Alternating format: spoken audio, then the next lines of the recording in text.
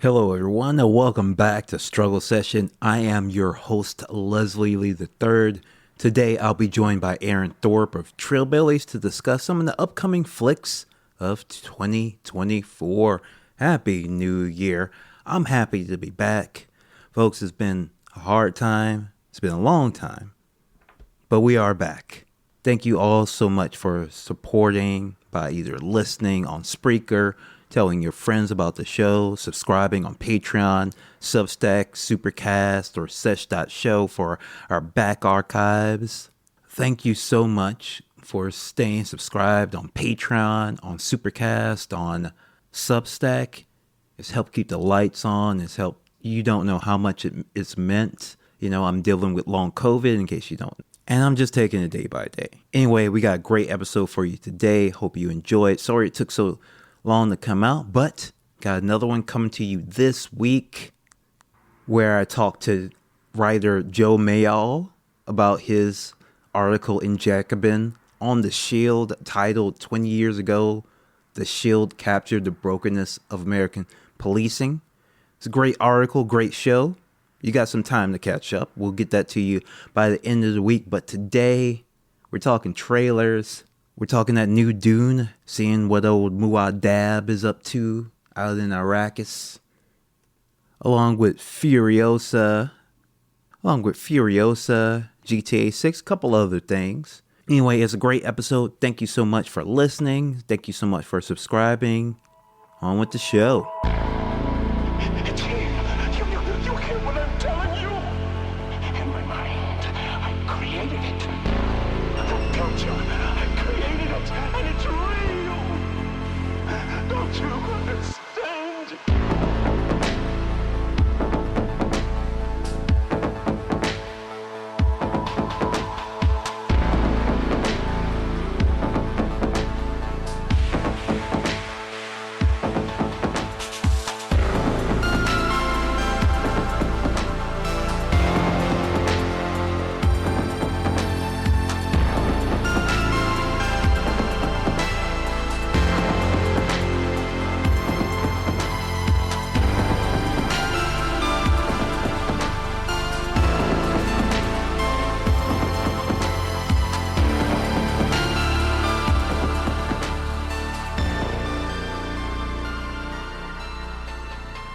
So Aaron, what's been up, man? How you doing? I've been all right, man. Been trying to maintain, keep saying, work on a little bit of my own art while sort of, I don't know, just imbibing the latest slop. And there's been good stuff, but I've been all right, man. Been hanging in there, you know.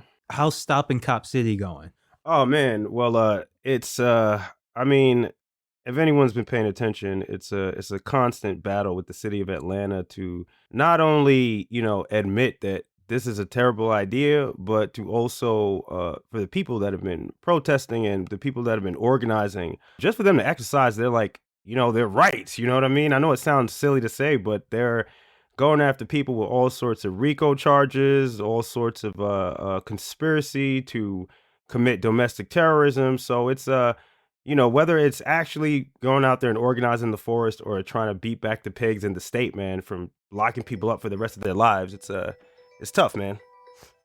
I mean, Jamie, actually, friend of the show, and also another host that's been on the show several times. She's Yeah, actually Jamie Peck. Jamie Peck, indeed. She's actually been coming down here and organizing with the Stop Cop City movement. So, if anybody wants to check out the work she's been doing on that, they can check her out. But yeah, man, it's been a struggle down here in the A personally, and just you know, just living down here in this city, man. But you know, I'm maintaining, doing my best, you know. But Aaron, we're not here to get political, except for political Indeed. movies. And we're starting off our coming soon 2024 episode with the trailer for a film that I think a lot of people have seen, a lot of people were talking about. Alex Garland, Civil War.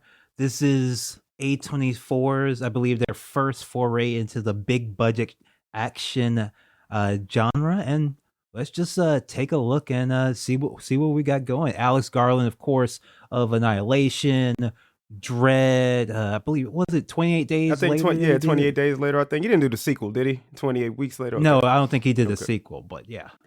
You know, he's got some hot shit. He's got some hot shit. But let's check out Civil War. Civil War, starring Jesse Plemons, Kirsten Dunst, Nick Offerman. There was a point in the trailer cracked up. I crack up every time I watch it, and it's when they mention that yes, Texas and California have united and seceded from the west of the United States. Did I mention that Alex Garland is British? And I think that's kind of one of the fundamental problems that I foresee. Somebody that reminds me. Somebody was talking about Death Stranding, and saying, you should play it, and it takes place in the United States, but because Kojima is not like American, right? He doesn't understand American cities, right? So although it's an enjoyable game, it's just a very sort of, I can't even describe it. Like, it's like if you ask a child to draw a map of the United States, you know what I mean?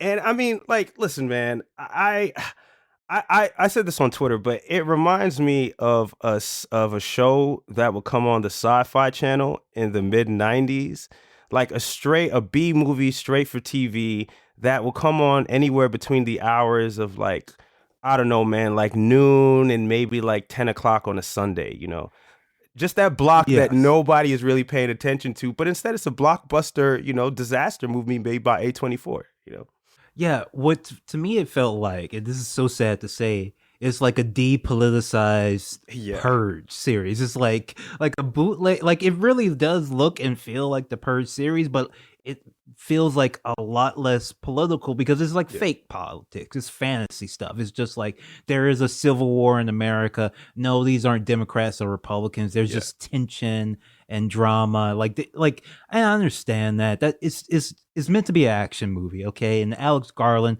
he's known for creating very, good action movies, tense situations. I didn't see a lot of good stuff in the trailer, but I don't know. This might just be a bad trailer. Well, I mean, I think too the depoliticization is a good point because I think this is the perfect movie to not piss anybody off. So it's like, I know they're definitely going to be vague references to sort of like the militia movement, which is right wing, but then I'm sure there'll be references to Antifa or to left wing radicals. So it's like, he's trying to like not offend anyone. And like you said, it's an action movie. I mean, what people want to see is America on fire, essentially. But I do think it's interesting that Kirsten Dunst's character says, would she say something like, I've documented this in other countries, so we need to not what to do here.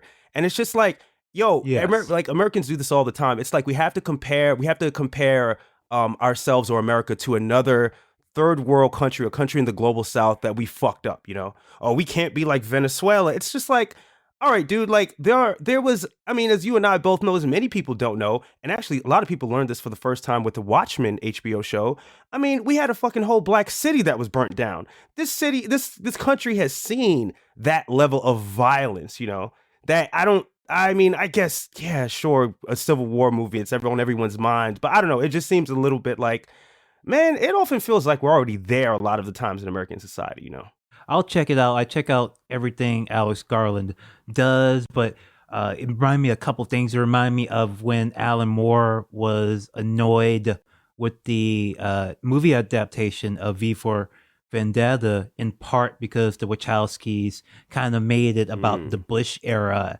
And Alan Moore thought, like, no, if you're going to make a film about America, make your own thing. Don't take something I made about Thatcherism and British fascism and kind of glom that on to George W. Bush and neoconservatism, and then leave out the anarchism in the original book. Yeah. I mean, I don't know, man. Would I have rathered him make a movie in a fictional country and on a fictional, with speculative elements? Like, I'm not sure, but it also just feels like something like this just seems so depoliticized, like you said, and dematerialized that, like, I mean, sure, it's fantasy, but it just seems so far removed from anything resembling like American history or reality even, Yeah, a lot of people are trying to give, wait for the film, it'll be smart as Alex Garland. It's like, look, I've seen basically everything he's done.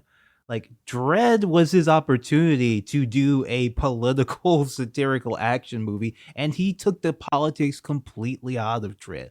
Like, even less than the Sylvester Stallone version. We talked about this on our Cops to the Future episode. So I it seems even bit less interesting than the other Purge ripoff, The Hunt, that Damon Lindelof and a couple of his buddies did. That's like I that starred Betty Gilpin, because at least I don't know. I don't want to be too harsh on the movie. I'm sure I'll check it out. But moving into the far, far future and the fall of the Padishah Emperor, let's take a look at Dune Part 2. But before we do, Aaron, what did you think of the first Dune? The first Denis Villeneuve Dune? Oh man, I'm not gonna lie to you, dog. I fell asleep during that shit, man. Like I tried to watch it, and I was supposed to talk about it on a podcast, and I just fell asleep, man. It was bland looking. It was kind of pretty, I guess. Like it looked very cinematic. I mean, the cinematography, but it was boring, and I felt like it was half of a movie.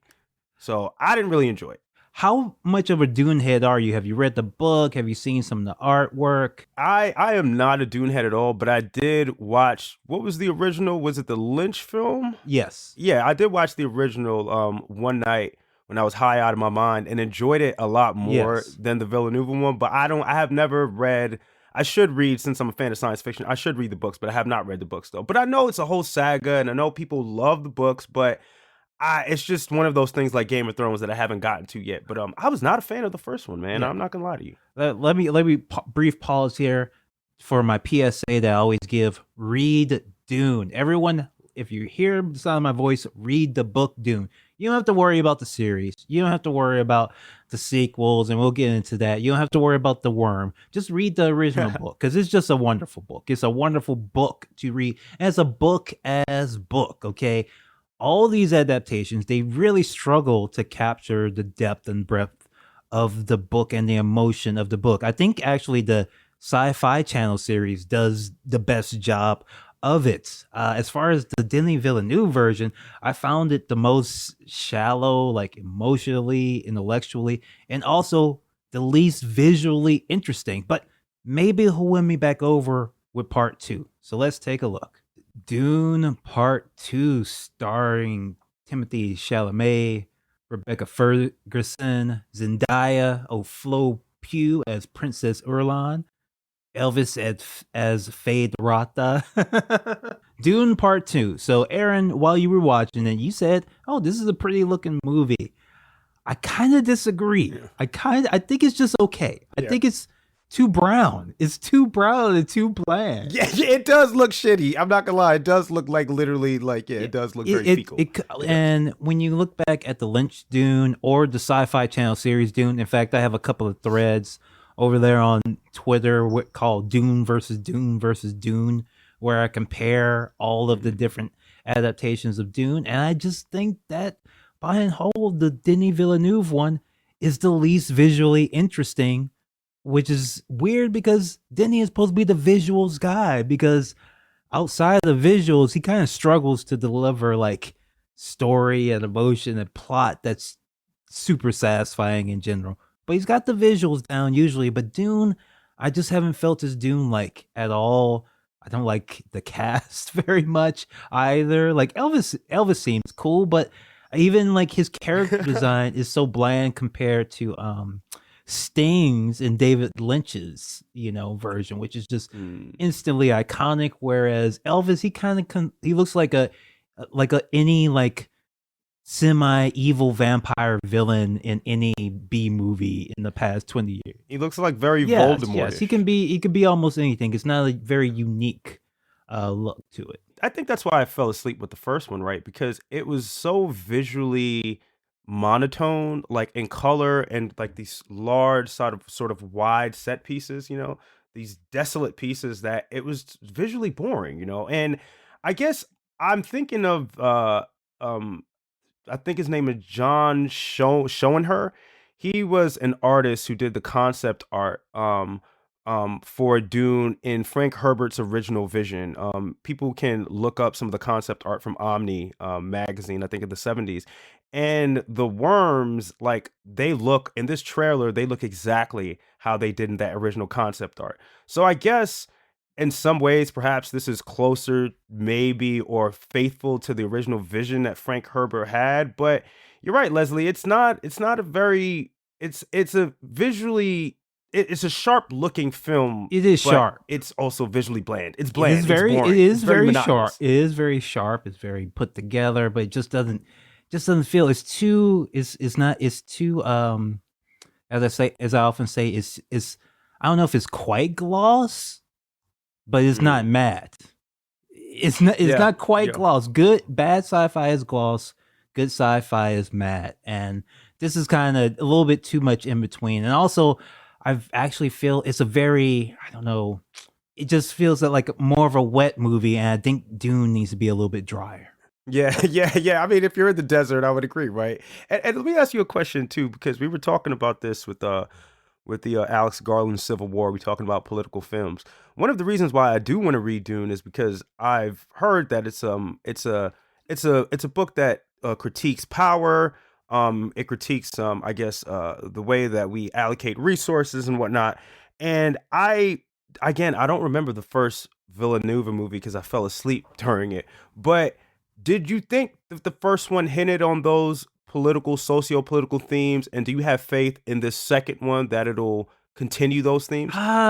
I feel like look, I have a complicated answer about this when it comes to Mm, Dune, about the politics or alleged politics of Dune. Because the first thing you mm, gotta like think about with Dune is it's meant to be a future history, right? It's a tale of something that happened. So, how do I put this? It's the tale of a fall of an empire. How he think it would have happened. It's not prescriptive. It's not saying this person is a good guy, this mm, person is a bad guy. It's him saying this is what happened to this galaxy. So every character, so characters are much more for realistic as in like real people, like they're like real politicians, right? Like Muad'Dib, mhm, like with the good and the bad, and you can paint them as a hero or a villain a lot of it. And when it comes yeah, down to it, yes, there is a inherent critique of power because this is about empire is falling. This is mhm, about the decline of a civilization, the destruction of one, massive war that ends up coming. And look, there is very complicated. People often talk about the Fremen as meant to be indigenous, when yeah, obviously that's not technically true, because everyone is a colonist in space, right? Like yeah, yeah. necessarily, it obviously it gets more complicated than that, but they're not in the book, they're not portrayed as like this purely noble indigenous people. Like they have their own designs and plans, and they're actually the ones who want to change the environment on Dune into and make it into an oasis, right? Like, so it's a little bit more complicated. And like the Harkonnens, I think this is part of where the film kind of fails, is like they're not just they are cartoonishly evil in the book, but they also have good points. They have reasons for Mhm, why they do things. They act rationally in certain aspects. And this is a bit of a spoiler, but not really a big one. It's revealed that, of course, Paul Muad'Dib is part Harkonnen himself. So mm, you're meant to kind of dismiss the idea that any of these bloodlines are pure good or pure evil. And also, as it goes on, you learn that all this prophecy business is really just more like happenstance based on specific choices made by Lady Jessica in the book. Just mm, one person who was in love with another person brings about the fall of this massive galactic empire. And it's not saying, this X is good, this is bad. This is just what happened. And since he tried to imbue very much realism into Dune, where he even built a real ecology, for mhm, Dune, all the problems that we deal with in reality, like resource exploitation, capitalism, exploiting workers, etc., that of course would take place in Dune. So yeah, like it's just like that's what you get when you try to write a realistic good book, is yeah. you get certain inherent critiques of power and how things operate. Yeah, yeah, yeah. My that was my impression from not only hearing people talk about the books but the movies. But I don't know, man. I feel like I should be interested in this movie given my interest with science fiction, but it's not that I'm not interested in Dune. Like, I actually hearing you talk about the politics, the complicated politics of the book, I want to check it out and I've been meaning to check it out. I just don't know if I'm not sure. Sometimes I think that there are certain books that just do not lead to faithful film adaptation, and I'm just wondering if this is one of those books, you know? So, Aaron, I actually glad you mentioned that. So, I just dropped the link to the Dune versus Dune. I just want to get your quick thoughts on the Lynch Dune versus the 2000 Dune Sci-Fi Channel Dune Hmm. versus the modern Denis Villeneuve one. I mean, dude, first impressions, the 2000 Sci-Fi Channel one is way more colorful, way more interesting and dynamic. Even the Lynch one is more colorful and more vibrant and more dynamic in just these stills than the 2021 one because everything is just so dim in the Villanova one, man. Everything is so I mean, I know you guys probably talk about this. People talk about this all the time. Everything is so fucking dark. I Yes. can't see anything, dude. I need to turn my brightness up. Yeah. Oh man, yo, I gotta watch the Sci-Fi Channel one, man. Dude, even the space folding, right? That post that you have where you're showing the ships, the Lynch one and the 2000 one. I mean, with the limited CGI they were using, it looks more visually interesting than that like dark donut piece of shit from the 2020, the 2021, Yeah, it man. looks like a speaker and like a Bluetooth speaker. Yeah, it looks like a Yo. Google Home in space or some shit, man. Like, what is that, yo? Oh god, dude. And here, Yo, this here's a funny fact though. uh, Of these three adaptations, right? This is the TV version is the only one with nudity. How does that make really, sense? They really. and Dune has fucking in it. They fucking Dune. All right, that should be a part of the story. Yeah, yeah. Dude, so wait, it's so it was this was so the Sci-Fi Channel was a made-for-TV version that seems to be a better and no shade to I mean I joked about the Civil War thing. No shade to made-for-TV movies. I grew up on those shits, man, as a kid. But I mean, it just looks like a better, more faithful adaptation, man. Oh, if you go back and watch like so many made for TV movies now, they look better than like Hollywood blockbusters or the fucking red notices that they spend. Truly. It's crazy just because they like took time with lighting and shit. But we've talked enough, long enough about Doom. But since I do, you're the sci-fi art guy, so I do have to ask your thoughts on the Mobius art concepts for Jodorowsky's unmade Dune film.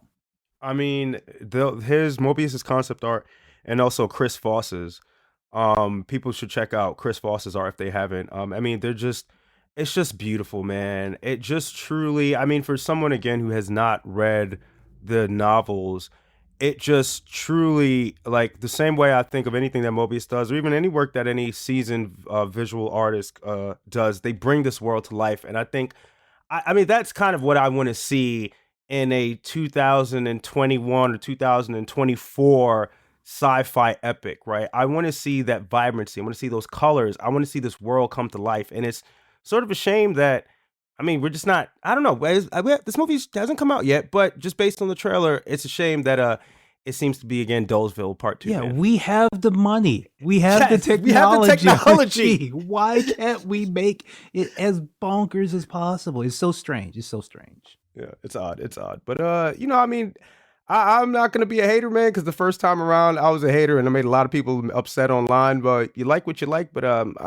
not excited. So, you know, Read Dune. Read Dune. yeah, You'll be better adjusted and not get mad at people for not liking mid ass movies. All right. Moving on to another vision of the future, the near future. We're still in the desert, folks. Lots of people were talking about this one. Lots of yes, debate on this one. I was a little bit surprised because everybody's been drinking the Kool-Aid on Fury Road.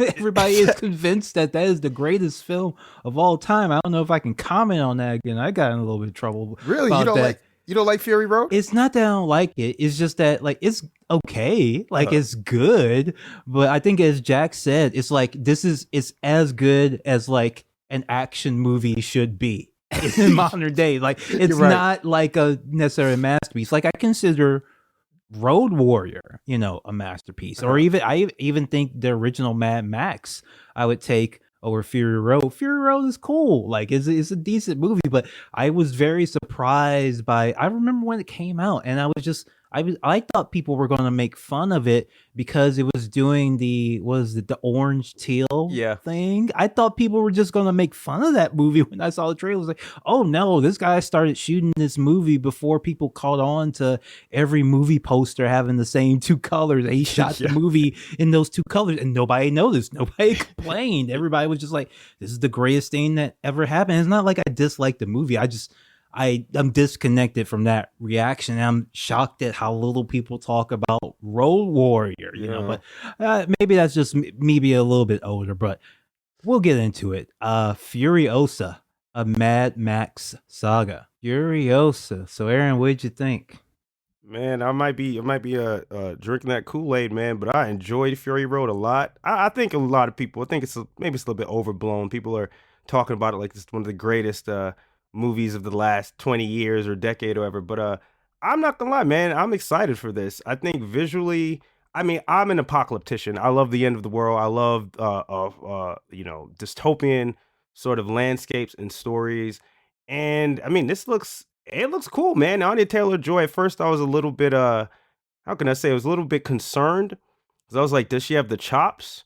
But I mean, and that pseudo blackface is still really bugging me out, I'm not gonna lie. But she looks like a badass, man. And I was surprised to see, what is it, Chris Hemsworth, Thor in this, and I don't know who his character is supposed to be, what he's supposed to do, but that line, can you make it epic? I'm hoping that this movie will be epic, man. On first watch, I was pretty pumped.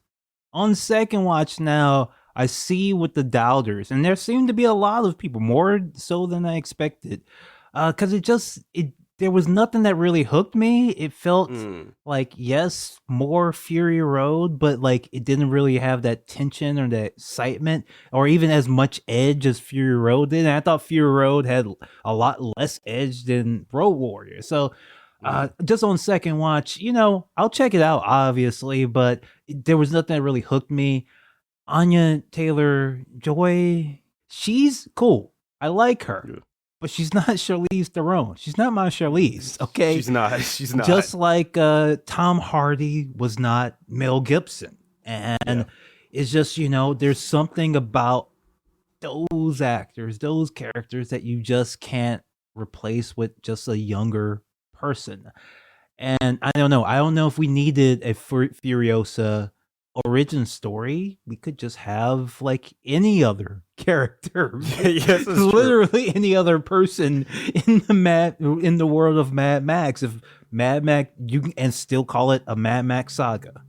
Yeah. You know what? That's actually a good point, man. It seems that in this culture of recursion, where everything is a reboot or a remake or an origin story, it's like, yeah, man, like who asked for this, right? Like, I would think that if you wanted to continue to tell stories in that universe, you would just expand upon it, and that's kind of like, that's a whole other conversation. That's something that really bothers me, is that even within fictional universes, creators can't imagine, or studios can't imagine things progressing in a linear fashion. But yeah, man, I guess the thing is that she's not as much of a badass yet, right? She's not as independent yet. She's not as savage yet, because she's still becoming who she will be. But yeah, man, I don't know if we needed that story, or if there weren't more interesting characters to tell that story about.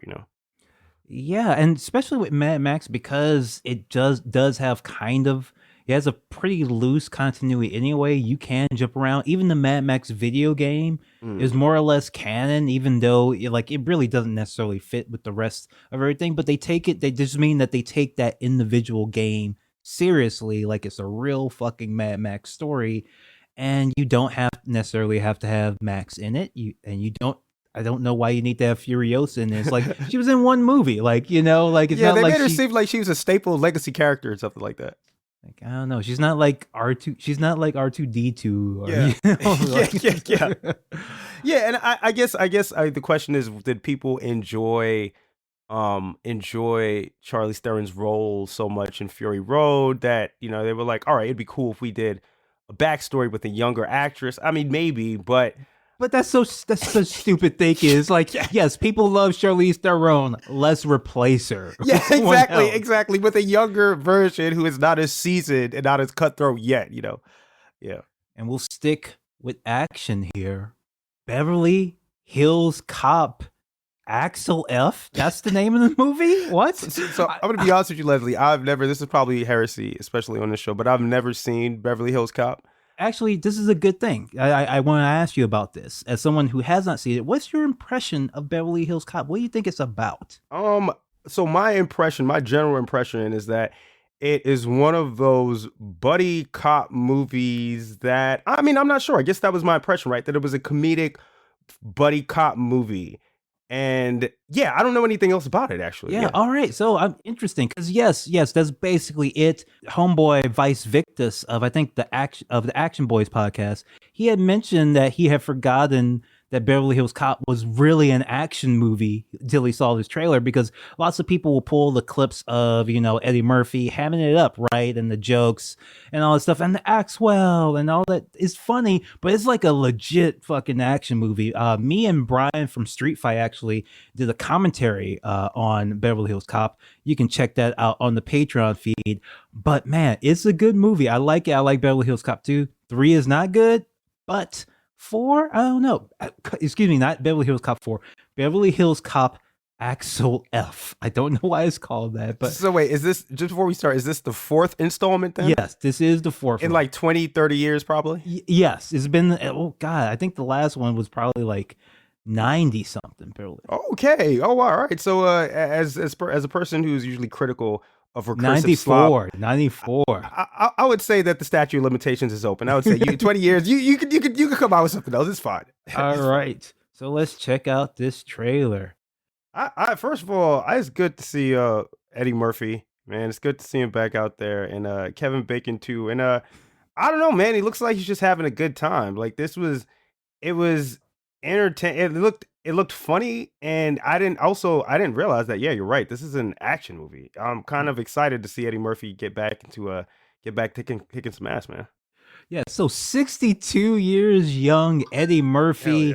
As Axel Foley, Judge Reinhold coming back, Kevin Bacon joining the cast, Joseph Gordon-Levitt, John Ashton brought him back. Those are the 2 original buddies. I did not expect both of them to be alive, but here we go. Bronson Pinchot as Surge is back. Paul Reiser. I thought it was pretty cool. It looked pretty cool. It looked fun, and it looked like it had like some serious action in it, which you need in the Beverly Hills Cop movie. It's not just about Eddie Murphy being charismatic, even though that's part of it. You need some action. One thing was missing though, love interest. Didn't see one. I wonder if Eddie thinks, you know what, I'm getting up there. It's time. I can't be out there chasing like a little Lisa Bonet or whoever. I guess now it would be a Zendaya. No, who would they cast as like the love interest? God, man, who you're right. Who it wouldn't be Zendaya. It would be. It'd be older. It would be maybe. What's the girl that was in? Oh God, I forget her name, but she was in Thor. Man, she played Valkyrie. Oh yeah. I can't remember her name. Tessa Thompson. Yeah. Tessa Thompson, maybe. How old is she? She's 40. Okay, that's within the range. They would put him with a Tessa Thompson, but it looked cool. I'm excited to see it. I'm happy to see Eddie back. But Aaron, I actually wanted to talk with you about this other Eddie Murphy movie I watched with my family, with my black ass family. My sister picked it out, called Candy Cane Lane. Okay. And it was the most insane movie I've ever seen, but halfway decent. Like, it starts off with Eddie Murphy, right? And it's a Christmas movie, okay? So he's a family guy. He works in executive marketing, of course, because that's still a real job. But he loses his job just before the Christmas season. But in order to save his family, he's going to enter a street Christmas decorating contest because he lives on Candy Cane Lane. So every year there's a contest to decorate your house. And this year is the year where they're giving away $100,000 prize. And he's This just is some Hallmark movie ass Yes. shit. I mean, not to cut you off, it just sounds like some Hallmark movie ass shit. Okay, and it came out in 2023. Holy shit. Yeah. Okay, And then it just got fucking weird because then when he goes to buy like the fucking supplies and the lawns and the blow ups for the lawn, right? He meets like an evil elf. Who's the first white person movie you see? she like meets like Mr. Mix, whatever his name is from Superman, Yes, the little imp, exactly. the ninth dimensional imp or some shit. Okay, Exactly. And she sells him like a cursed Christmas tree that he has to like fight off or hunt down all the little creatures from the 12 Days of Christmas song, like the partridge from the partridge on down to the marching men or whatever the fuck is in that. He has to fight all of them for the second half of the movie. It's bizarre. But it was kind of fun. But that's just to say that Eddie Murphy is back out there. Oh, Eddie Murphy! I'm so surprised that actually Nick Offerman is in this too. Okay, you know what? No, I gotta say, man, it's nice to see. Um, for some reason, man, I just kept thinking of like veteran seasoned actors like Bruce Willis. Who, I'm a little bit sad about, because he's had to Yes. retire from acting. But it's just nice to see. Even though I haven't seen Beverly Hills, the franchise, I do, as someone who grew up in the 90s, I mean, Eddie Murphy was like a staple, right, of comedy films, even going into action films. And it's just nice to see that if we're going to have these constant returns to franchises, one, it's nice to see folks like Eddie Murphy come back. And two, it's nice to see that they're projecting into like the future, right? This is not a film. This is not like a prequel to Beverly Hills Cop, It's Eddie Murphy as like, a silver fox, like kicking some ass, man. And I'm like, I could fuck with that, Ooh, honestly, yeah. I mean, look, I don't know how controversial this take is in the current political moment, but I have mentioned that I would have liked Fury Road a bit better if they just had still had Mel Gibson in it. I don't Yeah. know how controversial that Yeah. would have been at the time. True. But yes, I think that I would have liked it a little bit better. Yeah. But moving on, staying in blackness here. This is a film that when people saw the title, they apparently didn't get it. Because people were losing their shit at this trailer, even though the trailer was mostly what I expected. But this is the movie called The American Society of Magical Negroes. I'm an honorary member of which I am, of course. Yes. And for some reason, people were under the impression, I guess because they had not heard the trope Magical Negro. And if you had not, these are the characters in films where often magical, where their purpose is to help out the white protagonist, learn some lesson, overcome some obstacle. I don't want to start naming the names of the characters because I feel like I might be unfair to one or two. Well, maybe I'll say one example is that people use is the Green Mile, Bagger Vance as well, in case you're not familiar with the trope, which a lot of people weren't, because when they heard the title, the American Society of Magical Negroes, and I guess since it was starring, Justice Smith, who is in a lot of kind of cutesy, things. People thought it was like a YA thing about actually magical black people, like doing like YA shit or some sort of fantasy thing, right? Like some Harry Potter shit, but for magical black people. Not quite. And I think one way to understand the phrase, the way that I understood it, was infamously Barack Obama, right? He was by some detractors or by also some people that were sort of critics, right, of his sort of brand of liberalism, right? This is something that was attributed to him, right? So I didn't know. When I saw the title, I was curious. I was like, is this, I mean, I know it wasn't like a sort of magical realism take, but I just didn't even know what to think. So I'm curious. All right, so let's take a look at the American Society of Magical Negroes. Yeah, I see why this upset people. There's no power in this fantasy. This whatsoever. is just Harry Potter for niggas, bro. This is damn Hogwarts for black people. What the fuck is this? Now, this is the twist I did not see coming. I did not know it was going to be about interracial relationships. And he and the can't let the guy magical he can't be Negro. cock blocked, or he's being cock blocked because this is crazy. That's weird. I think it's a little weird. This is weird.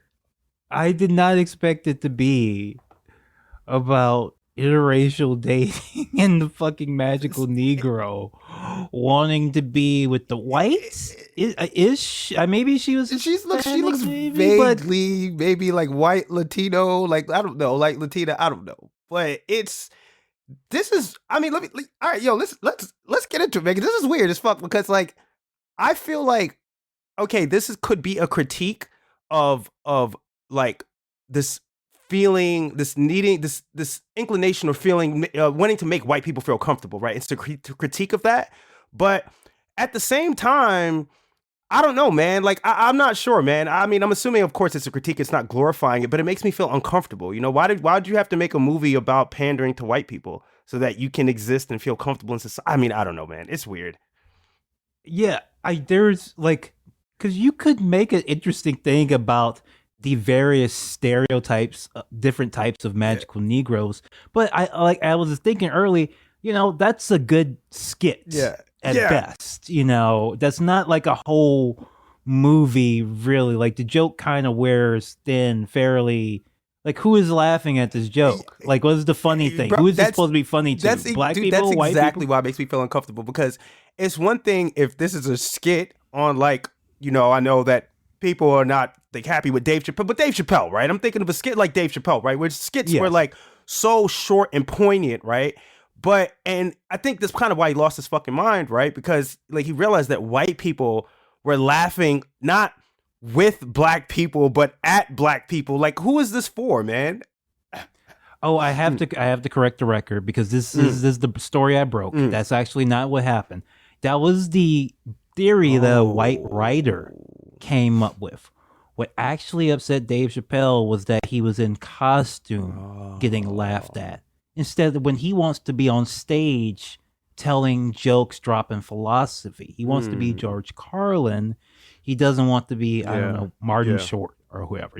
Like that was his issue, and it was I think we've talked about on the show ages and ages ago, a couple of cancellations ago for Dave, probably.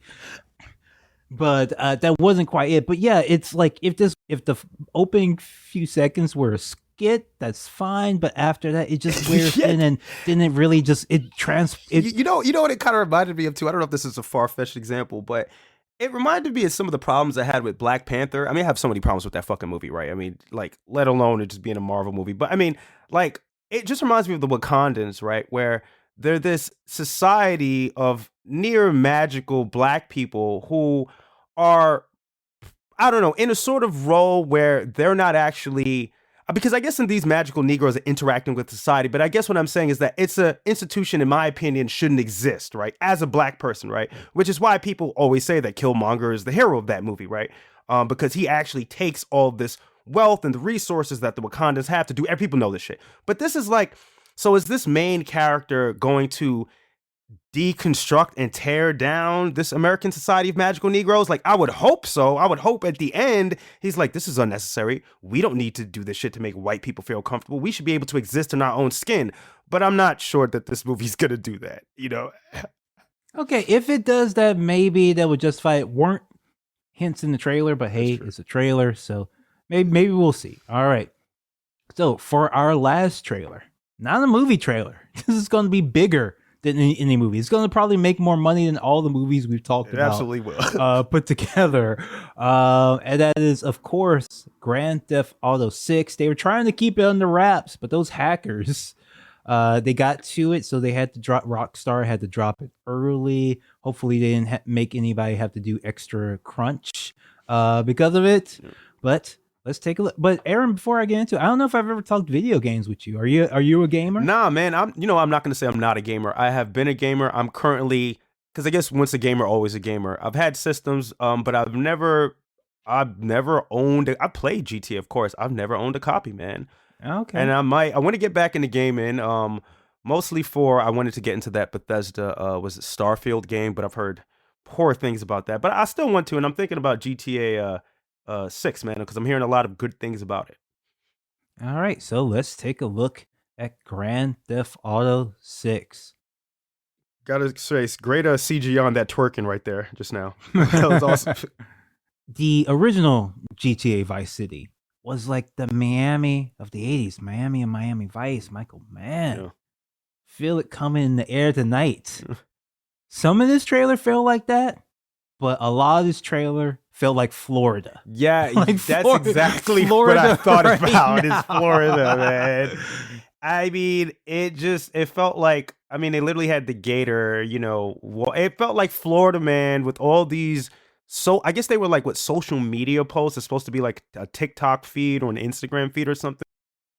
Is this the first time that GTA has done a female protagonist? Yes, it And is. a person and a woman of color too. Yes. Okay, that's pretty cool. I'm wondering if that's gonna make the Chuds upset. But, They're already pissed. they're already pissed about it, they're of already course, pissed, of course. They had to clock in. They gotta make their money. They gotta get paid too. They do. Aaron, They come do. on. They do. This is true. But it looked like it was almost like you have two protagonists. It's kind of a Bonnie and Clyde thing. Yeah. But you're way better looking than the guy though. So I don't know about that. Yeah, I don't understand how that works. I mean, also too, I heard that people were upset because, I mean, you could do this in every GTA, but like violence against police. You know what I mean? I know, Yes. it's just, Oh God. it's just interesting to see a GTA game come out again in this climate where Yeah. it's super charged and super politicized, and everyone has to fall on, is this woke or not woke? And meanwhile, like, Rockstar's just been doing this shit for like the past 30 years, man, Yeah, the exact same thing over and over again. They just like keep like no real changes, just updating the cultural touchstones. Like I thought the like TikTok stuff. I'm interested to see how that plays in the video game. Same. Not sure if I could really see it working in the gameplay, or if it's just something like you kind of watch or see or whatever. Or even if it's just like in the intro trailer and no. But I would like to see some interesting use of social media in a video game. That might work. That might be fun. That would, if they had like a system where you could, like, I mean, shit, no, that sounds terrible. What am I saying? I was about to say you can make your own TikToks in a video game. No, that's horrific. I don't want that. But I don't know, Oh. some sort of community where I guess you could get work. I don't know how it would work to make it not feel like you're doing something that you could be doing in real life. You don't want to do in real life, rather. Yeah. Yeah. All right, folks. That's what's coming in 2024. If you want to tell us what you're excited about, just shoot us an email to thestrugglesession@gmail.com. Aaron, where can people find you? People could check me out at the Trillibillies. That's a podcast that I do. Also, Afrocosmist. That's my Twitter account where I post retro sci-fi art. And I don't record as much anymore, but I also do a podcast, Everybody Loves Communism, with Jamie Peck and my friend Jorge Rocha. And people could check that out. Check out some of those back episodes. And you can also check out Struggle Session. I've done a couple episodes with Leslie and Jack. And thanks again for having me, man. All right. Thank you so much for coming on. Thank you so much for listening, everyone. Make sure to check us out on patreon.com/struggle session or sesh.plus or struggle session.substack.com or just sesh.show. Have a good one. Peace. Bye.